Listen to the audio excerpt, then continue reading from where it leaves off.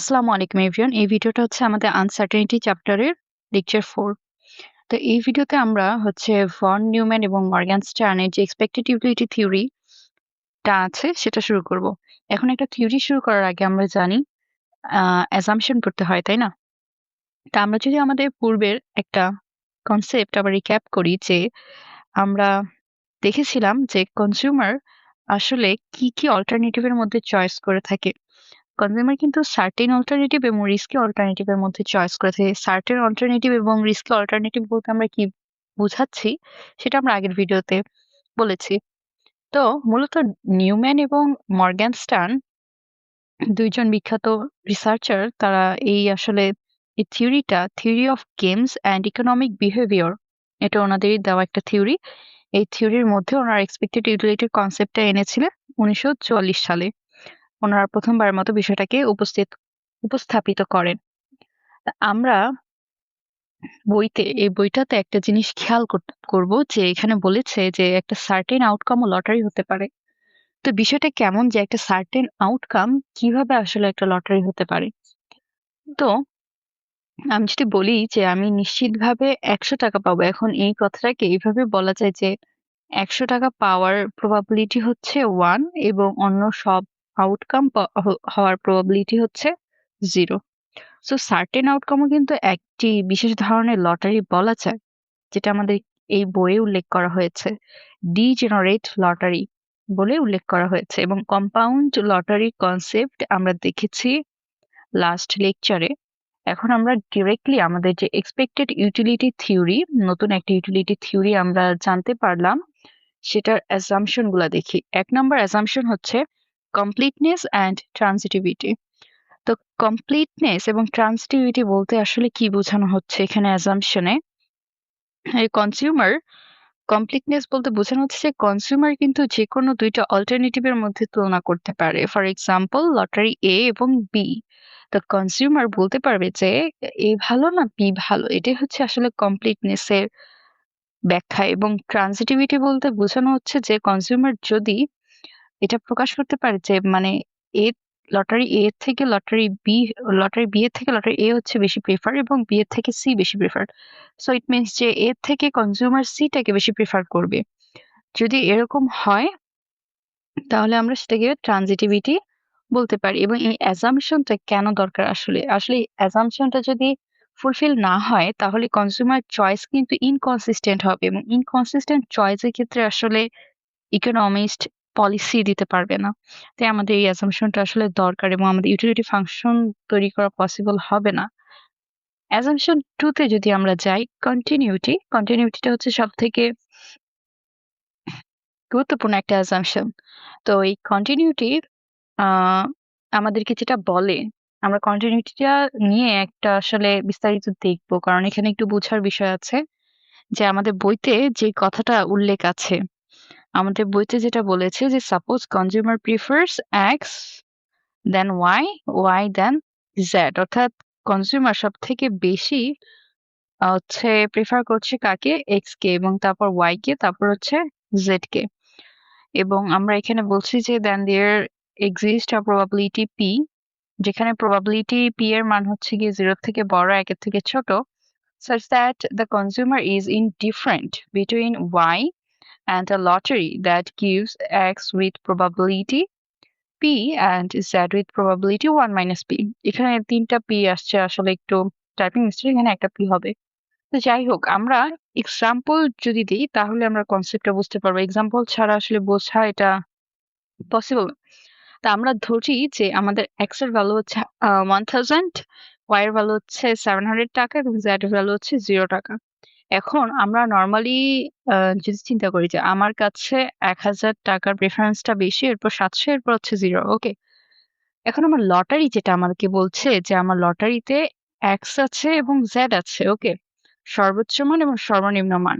x আছে এবং z আছে এবং x আর z এর মাঝখানের মাঝামাঝি মিডল আউটকামটা হচ্ছে গিয়ে আমাদের ৭০০। তো আমরা ৭০০ নিয়ে আপাতত কথা বলছি না। আমরা বলছি যে আমাদের লটারিতে x এর x পাওয়ার প্রবাবিলিটি হচ্ছে p এবং z পাওয়ার প্রবাবিলিটি হচ্ছে 1 মাইনাস p, রাইট?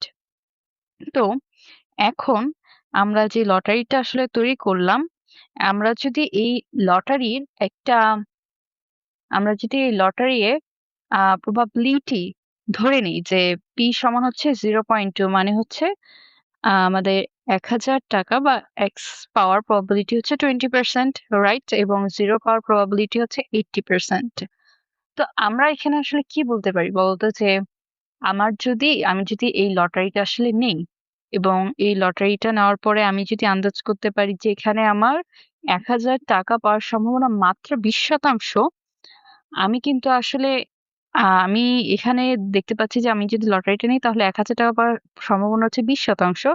বাট আমি যদি ৳৭০০ মানে Y টাকে চুজ করি তাহলে আমি নিশ্চিতভাবে Y চুজ করব। কারণ Y এর আউটকামটা হচ্ছে আমার কাছে আসলে সার্টেইন।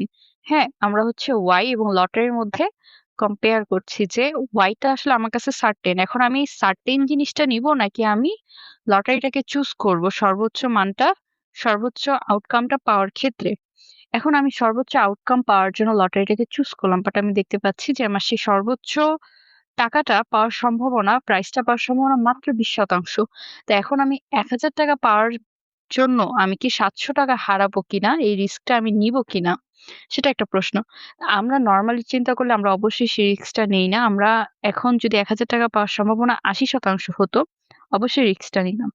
বাট এখানে এই লটারিতে যেখানে আমরা বলছি যে প্রবাবিলিটি হচ্ছে 0.2, এখানে ৳১,০০০ পাওয়ার সম্ভাবনা মাত্র 20%। তার মানে আমার কাছে আমি যদি Y কে চুজ না করে L টা নেই মানে লটারিটা নেই, তাহলে আমি ৳১,০০০ না পাওয়ার সম্ভাবনাই বেশি, ৳0 পাওয়ার সম্ভাবনাই বেশি। ওইদিকে আমি যদি Y টাকে চুজ করি আমি নিশ্চিতভাবে ৳৭০০ পাবো। তাহলে আমার ৳৭০০ টাই নেওয়া ভালো না ৳0 চেয়ে? এটাই বোঝানো হচ্ছে এবং আমরা যদি কেস 2 বলি যে সাপোজ প্রবাবিলিটি হচ্ছে আমাদের এখানে 0.95 মানে ৳১,০০০ পাওয়ার প্রবাবিলিটি 95%। তখন একজন রেশনাল কনজিউমার কিন্তু অবশ্যই লটারিটাকে চুজ করবে। ৳৭০০ থেকে ৳১,০০০ ভ্যালু তো অবশ্যই বেশি, তাই না? তাই এবং এখানে যেহেতু ৳১,০০০ পাওয়ার প্রবাবিলিটি 95%, সুতরাং আমি লটারিটাই নিবো। যে লটারিটা নিলে আমি ৳১,০০০ পাওয়ার 95% মানে আমি পেতেই পারি। একদম নিশ্চিতভাবে বলা যায়।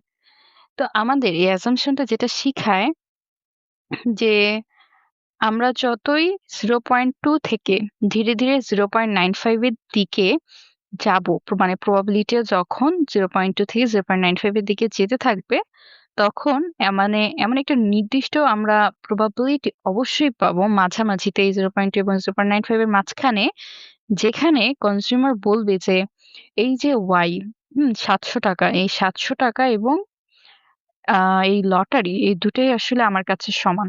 কনজিউমার হিসেবে আমি বলব যে এই ৳৭০০ এবং এই যে লটারিটা এই ২ টার যেই প্রেফারেন্স ২ টার যে ইউটিলিটি সে আ ২ টা ইউটিলিটি আমার কাছে সমান। এই 0.2 এবং 0.95 এর মাঝামাঝিতে এমন একটা প্রবাবিলিটি আসলে আমরা পাবো। এবং এইজন্যে আসলে আমাদের এই ইনডিফারেন্ট এর কনসেপ্টটা বোঝার জন্য আসলে আমাদের এই assumption টা দরকার, কন্টিনিউটি assumption টা।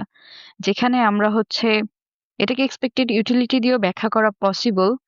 তো আমরা এক্সপেক্টেড ইউটিলিটিটা হচ্ছে সামনে দেখব।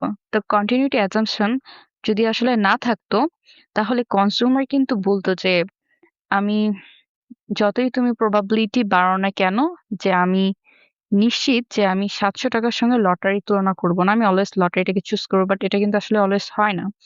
যে হ্যাঁ, কখনো হয়তো কনজিউমার হচ্ছে বা কাস্টমার হয়তো কখনো ৳৭০০ নিশ্চিতভাবে নিবে, কখনো হয়তোবা লটারিটাকে চুজ করবে। এখন কখন কোনটা নিবে সেটার জন্য আসলে আমাদের এই প্রবাবিলিটি এবং সেটার জন্য আসলে আমাদের কন্টিনিউটি অ্যাসাম্পশন টা দরকার। তো কন্টিনিউটি অ্যাসাম্পশন কিন্তু আসলে আমাদেরকে দেখালো যে মাঝামাঝি একটা আউটকাম কে, হ্যাঁ? যে মেক্সিমাম এবং মিনিমাম আউটকাম এর একটা লটারি দিয়েও আসলে প্রকাশ করা সম্ভব।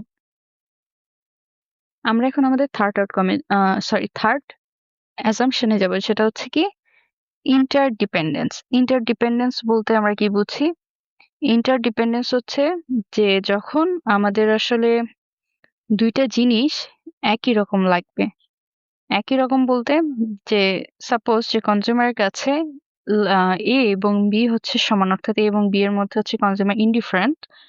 তো এখানে যদি আরেকটি আউটকাম আমরা যোগ করি suppose C।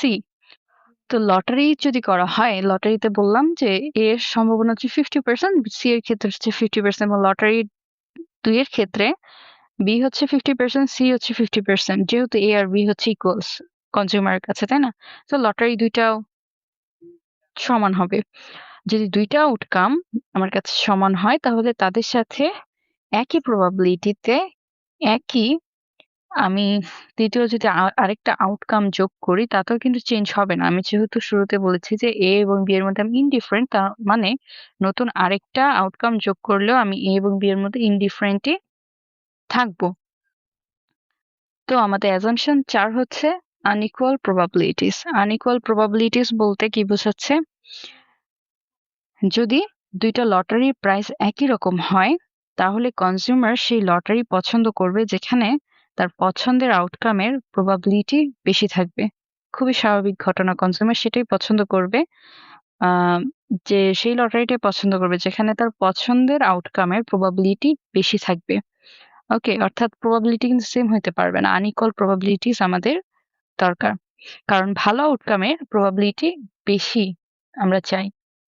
Compound lottery compound লটারির কনসেপ্টটা আমরা হচ্ছে আগের লেকচারে খুব ভালোভাবে দেখেছি যে কম্পাউন্ড লটারিটা হচ্ছে যখন একটা লটারির মধ্যে আসলে আরেকটা লটারি চলে আসে সেটাই।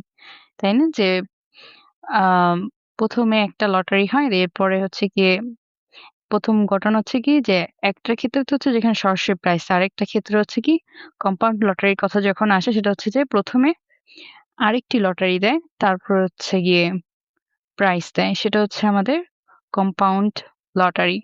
তা আমাদের আসলে অ্যাসাম্পশন ১, ২, ৩ এবং ৪, ৫, ৫ টি আসলে গুরুত্বপূর্ণ এবং ৫ টা যখন অ্যাসাম্পশন ফুলফিল হবে কেবলমাত্র তখনই আমরা হচ্ছে সেখানে এক্সপেক্টেড ইউটিলিটি থিওরিটা নিয়ে আসতে পারবো।